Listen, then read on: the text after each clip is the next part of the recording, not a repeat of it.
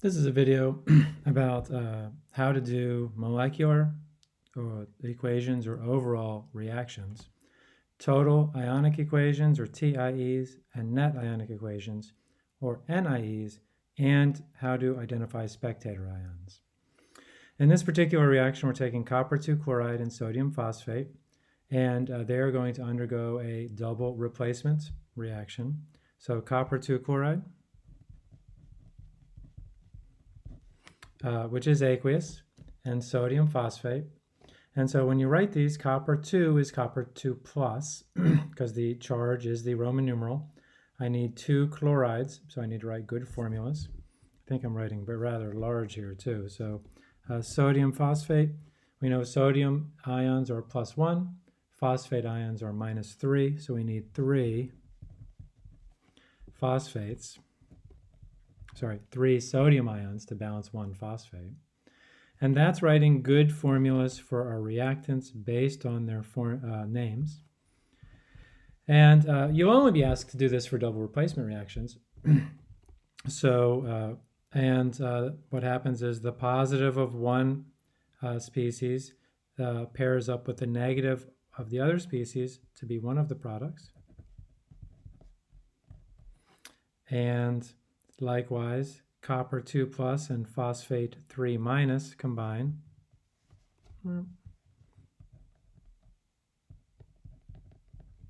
And we balance their charge. And then according to our solubility rules, we figure out what the solubility is. Sodium chloride is soluble, and so it is aqueous. Copper phosphate, most phosphates are insoluble, and most compounds that have +2 and -3 ions are also insoluble. Insoluble gets the solid. Now for the total ionic, you break up any strong electrolytes, which are going to be any strong acids or any ionic compounds that are soluble and therefore aqueous. Oh, I always forget this step. I have to balance. I have 3 sodiums, so I'm going to need 3 sodium chlorides to balance my sodiums. Ouch. Now I have 3 chlorides, but only 2 chlorides on the other side. So I'm going to guess that I actually need a 6. 6 is going to give me 2 sodium phosphates and 3 copper-2 chlorides. And then that's going to give me 3 coppers and 2 phosphates, just a 1 right here. So that's a 1 I'm sliding in there for a coefficient. And when I have coefficients in front of all of them, I know that I'm done. Now, total ionic, again, back to this. Strong electrolytes are broken up into ions. I have 3 copper ions,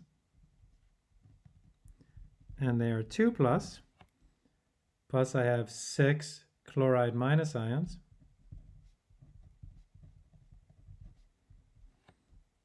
Plus 6 sodium ions. And I know these are strong electrolytes because they are ionic compounds that dissolve, and therefore they break up into ions. Each of these ions has a hydration shell of water molecules around them. And it looks like I'm just going to get my reactants on this level. Now that we're on the product side, we have 6 sodium chlorides. They're aqueous. That is a strong electrolyte. 6 of them plus 6 chlorides. And then we get to our precipitate, our solid copper-2 phosphate. And anything that is a solid, a liquid, or a gas stays together. Anything that is a weak acid or a weak base also stays together. And so the only thing that breaks up really are strong electrolytes, which include ionic compounds that dissolve and become aqueous, and strong acids, which are also strong electrolytes. But the copper 2 phosphate stays together. Now for the net ionic equation, you're going to take anything that is exactly the same on both sides of your reaction. So I have 6 Na plus aqueous on my reactant side. I have 6 Na plus aqueous on my product side. Cancel them out. And then we'll do the same thing for the chlorides. And then in the net ionic equation, you write anything that is left. And just a word here, the things that are crossed out are the spectator ions. And you can either write Na plus, Cl minus, or you could write 6 of them. Either way is fine with me. Now the net ionic is therefore going to be 3 copper ions and 2 phosphates. Goes to copper phosphate solid.